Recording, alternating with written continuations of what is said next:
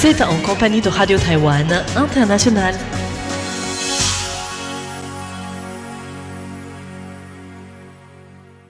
Bonjour à toutes et à tous et bienvenue sur Radio Taïwan International. Voici le programme de ce samedi 1er novembre 2025. Tout d'abord, Lisa Dufaux vous présentera la revue de presse hebdomadaire taïwanaise et je vous rejoindrai ensuite aux côtés de Florian Dai pour le courrier des auditeurs. Et enfin, vous retrouverez une diffusion de l'émission Des Orientales qui était présentée par Arnaud Lechat. C'est la deuxième partie sur le Nakashi. Je vous souhaite une très bonne écoute et vous laisse tout de suite en compagnie de Lisa Dufaux pour les grands titres de la revue de presse hebdomadaire. 45 parlementaires étrangers réunis à Taipei pour le deuxième congrès du Formosa Club et pour participer au forum Taïwan-Europe sur la sécurité des câbles sous-marins. Donald Trump affirme que le sujet de Taïwan n'a pas été abordé lors de sa rencontre avec Xi Jinping.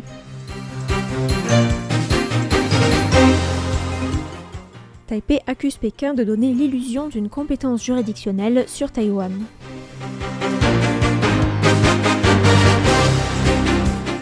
Bonjour à tous et bienvenue sur Radio Taïwan International. Ici Lisa Dufaux pour vous présenter la revue de l'actualité de la semaine.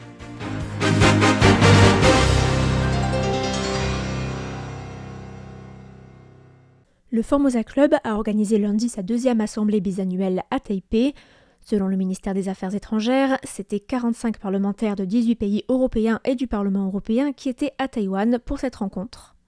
Le Formosa Club a été créé en octobre 2019 à Bruxelles à l'initiative de groupes d'amitié avec Taïwan au sein des parlements français, allemands, britanniques et de l'Union européenne, avec l'objectif d'unir les différentes forces pour favoriser la participation de Taïwan aux organisations internationales. Les parlementaires ont ainsi pu participer au deuxième congrès du Formosa Club, un forum Taïwan-Europe organisé en début de semaine à Taipei sur la sécurité des câbles sous-marins, avec un discours d'ouverture prononcé par le ministre taïwanais des Affaires étrangères Lin Jialong, qui a déclaré que les câbles sous-marins étaient l'épine dorsale de la mondialisation, mais qu'en même temps ils étaient très fragiles, menacés par des catastrophes naturelles, et ainsi que des activités humaines ou encore de sabotage. Lin Jialong a souligné qu'en raison de sa situation géographique, de nombreux câbles sous-marins traversaient les environs de Taïwan pour se relier aux États-Unis, à l'Europe ou encore à d'autres parties du monde. Notre situation géographique unique confère à Taïwan une importance stratégique, mais nous oblige également à contribuer à la protection de la connectivité de ces câbles. Leur sécurité dans le détroit de Taïwan est un bien public essentiel et Taïwan jouera un rôle pour les protéger. Lin Jialong a proposé une initiative internationale de gestion des risques liés aux câbles sous-marins, soulignant la nécessité de collaborer avec toutes les parties prenantes pour maintenir un environnement mondial libre, ouvert, sûr et résilient. Une initiative qui comprend 4 objectifs: l'atténuation des risques pour les câbles sous-marins, le partage de renseignements sur les menaces et les risques potentiels, une réforme systémique permettant d'élaborer des normes internationalement reconnues pour garantir la construction, l'exploitation et la protection durable de ces câbles, et le renforcement des connaissances sur la formation. Il a invité les pays amis, notamment les pays européens, à rejoindre cette initiative afin de se préparer face aux futurs défis et à participer au travail de la planification et de la protection des câbles sous-marins. La rencontre qui a eu lieu jeudi entre le président américain Donald Trump et son homologue chinois Xi Jinping s'est conclue sans que le sujet de Taïwan ne soit abordé, selon Donald Trump. Les deux dirigeants se sont rencontrés jeudi matin à Busan, en Corée du Sud, pendant environ 1h40 sans se livrer à une conférence de presse conjointe à l'issue de la rencontre. Le président chinois est resté en Corée du Sud pour participer au sommet de l'APEC, et le président américain, sur son trajet de retour, a indiqué aux journalistes que Taïwan n'avait pas été abordé lors des discussions. Il a ensuite affirmé qu'un accord commercial serait bientôt signé avec la Chine, tout en reconnaissant qu'il y avait encore trop d'obstacles majeurs. Le ministre taïwanais des Affaires étrangères Lin Jialong a déclaré jeudi devant le Parlement que Taïwan et les États-Unis communiquaient de manière étroite. Nous sommes confiants quant aux relations entre Taïwan et les États-Unis et nous avons d'étroits canaux de communication. Nous suivons aussi de près le déroulement du sommet de l'APEC et notamment les rencontres entre les dirigeants de haut rang des différents pays. Le chef de la diplomatie a ajouté que lors de sa rencontre avec la première ministre japonaise Sanae Takaichi, Donald Trump avait réitéré l'importance de la paix et de la stabilité dans le détroit de Taïwan, insistant également sur la coopération bilatérale étroite avec les États-Unis en matière de sécurité, de commerce, de technologie et de culture. Des représentants du Bureau de la Sécurité nationale, du ministère des Affaires étrangères, de la Commission ministérielle des Affaires continentales et du Bureau des enquêtes, qui dépend du ministère de la Justice, ont été interrogés jeudi au Parlement sur la réponse à donner face aux tentatives de la Chine d'étendre sa juridiction au-delà de son territoire. Taïwan accuse la Chine de pratiquer une juridiction au bras long, une expression empruntée de l'anglais qui fait référence aux législations extraterritoriales, pour tenter de donner l'illusion que la juridiction chinoise s'étend au territoire taïwanais et ainsi affirmer la souveraineté de la Chine sur Taïwan. Le ministre des Affaires étrangères Lin Jialong a notamment été interrogé sur le cas de Puma Shen, un député du Parti démocrate progressiste et cofondateur de l'Académie Kuma, à l'encontre duquel une enquête pour crime de sécession a été ouverte par le Bureau de la sécurité publique de Chongqing en Chine. La députée du DPP Lo Meiling a demandé s'il serait opportun de fournir aux Taïwanais visés comme Puma Shen par la politique d'extraterritorialité chinoise une liste de pays à ne pas visiter pour les empêcher d'être extradés vers la Chine. Le ministre a répondu qu'il n'avait pas pour vocation de restreindre la liberté de mouvement des ressortissants taïwanais, mais qu'il renforcerait sa campagne d'information ainsi que sa réponse face à la situation. Lin Jialong a affirmé que Taïwan coopérait aussi avec ses ambassades et bureaux de représentation à l'étranger pour aider ses ressortissants et partager des informations pertinentes avec des pays alliés pour se préparer à d'éventuelles situations de crise.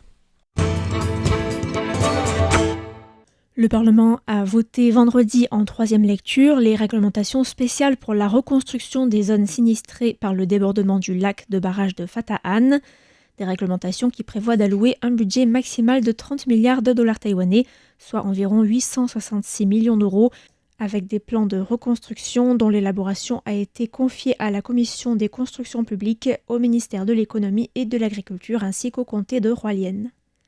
Sous l'égide de ces autorités, les projets de construction doivent inclure la prévention et la mise en œuvre de plans d'atténuation des catastrophes, de surveillance, d'évacuation et de plans d'ingénierie connexes pour le traitement des barrages, ainsi que la construction, le renforcement et le rehaussement des digues. Le nouveau budget spécial financera aussi la remise en état des terrains agricoles sinistrés, le rétablissement des réseaux électriques, les télécommunications et les réseaux de télévision par câble, ainsi que les infrastructures hydrauliques et routières, le travail d'assainissement environnemental, ainsi que la restauration sociale et les efforts de revitalisation économique. L'Institut taïwanais de recherche en technologie industrielle a organisé mardi un séminaire sur les tendances de développement industriel 2026 avec un focus sur les dernières tendances mondiales en matière de technologie quantique et sur les opportunités potentielles pour Taïwan. Lin Jiaoxian, vice-président de l'ITRI et directeur de l'Institut international de développement stratégique pour la technologie industrielle, a déclaré à cette occasion que le développement de la physique quantique modifierait non seulement le paysage concurrentiel des industries technologiques, mais que cela aurait également des effets dans les secteurs de l'énergie, de la biomédecine, de la finance et de la cybersécurité. Suite à la confirmation du premier cas de peste porcine africaine à Taïwan le 21 octobre, le gouvernement a ordonné la suspension immédiate de l'abattage et du transport de porcs pendant 5 jours afin d'éviter la propagation de la maladie. Le Premier ministre Zhou Rongtai a annoncé la prolongation de cette mesure jusqu'au 5 novembre, notamment en considération de la période d'incubation qui pourrait s'étendre de 3 à 19 jours selon les variants. Suite aux suggestions des spécialistes, nous avons décidé de prolonger de 10 jours la période de suspension de l'abattage et du transport des porcs et nous ferons un bilan provisoire tous les 5 jours pour ajuster les mesures de prévention qui seront rendues publiques en temps réel. Durant la suspension, nous appelons les éleveurs, les secteurs concernés et les consommateurs à la solidarité et à l'autodiscipline la plus stricte pour que nous puissions surmonter cette période difficile et passer à la prochaine étape en paix.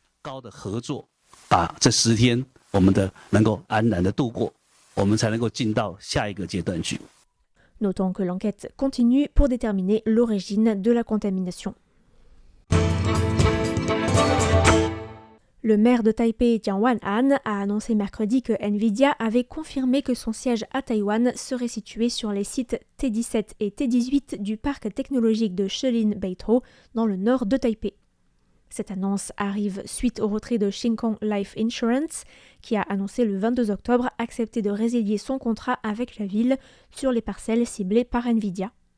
Aujourd'hui, Jiang Wan'an a tout d'abord annoncé que le siège social de Nvidia à Taïwan serait définitivement établi à Taipei. Nvidia a confirmé que son siège international serait situé sur les emplacements T17 et T18 du parc technologique de Shilin-Beitou. La société nous a demandé d'annoncer cette information publiquement. Jiang Wan'an a ensuite indiqué que Nvidia était optimiste quant à la conclusion rapide des procédures de résiliation avec Shin Kong Life.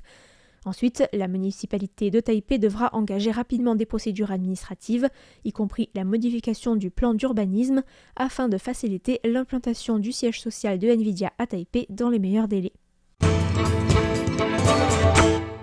Les autorités de Hualien ont rouvert mardi le tronçon de la route numéro 8 entre l'entrée du parc national de Taroko et Tianxiang, fermé depuis la formation d'un lac de barrage apparu le 17 octobre après un glissement de terrain.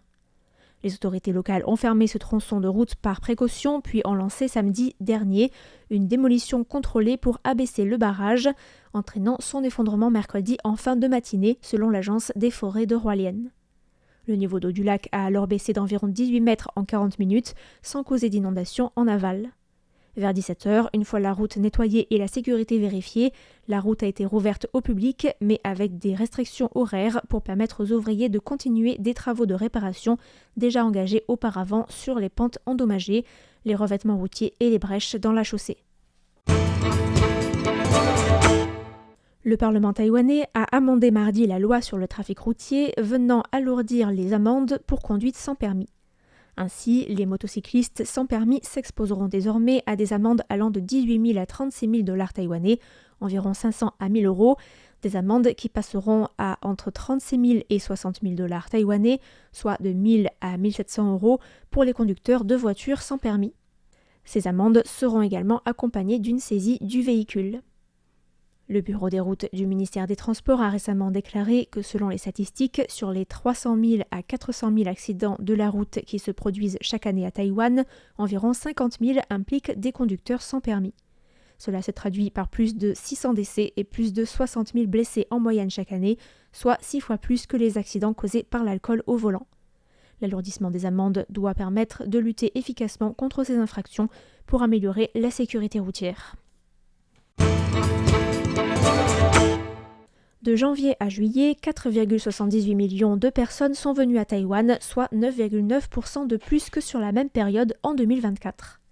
Mais 10,87 millions de Taïwanais se sont rendus à l'étranger sur la même période, une hausse de 10,5% par rapport à la même période en 2024. Entre janvier et septembre, le nombre de Taïwanais qui ont voyagé à l'étranger était de 8,05 millions de plus que celui des étrangers venus à Taïwan, contre 9 millions sur l'ensemble de l'année 2024.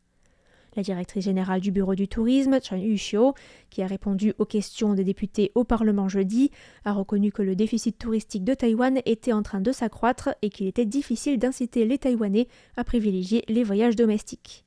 Cette préférence en faveur des voyages courts à l'étranger, notamment des week-ends, s'explique par plusieurs facteurs, selon Chen Yuxiu, et notamment par la praticité des transports en commun à Taïwan, qui fait que les Taïwanais préfèrent faire des voyages d'un jour et rentrer chez eux le soir, plutôt que de passer une nuit à l'hôtel. Venant renforcer cette tendance accentuée par les taux de change avantageux à l'étranger. Au vu des 6,05 millions de visites enregistrées de janvier à septembre, les députés ont demandé à Chen Yuxiu si l'objectif initial de 9 millions de visiteurs en 2025 pourrait être atteint, suggérant que les chiffres pourraient plus probablement atteindre les 8,3 ou 8,4 millions. Chen Yuxiu a toutefois indiqué que Taïwan avait enregistré 12% de visiteurs supplémentaires venant du Japon, avec également des augmentations à deux chiffres de visiteurs indiens, australiens et néo-zélandais.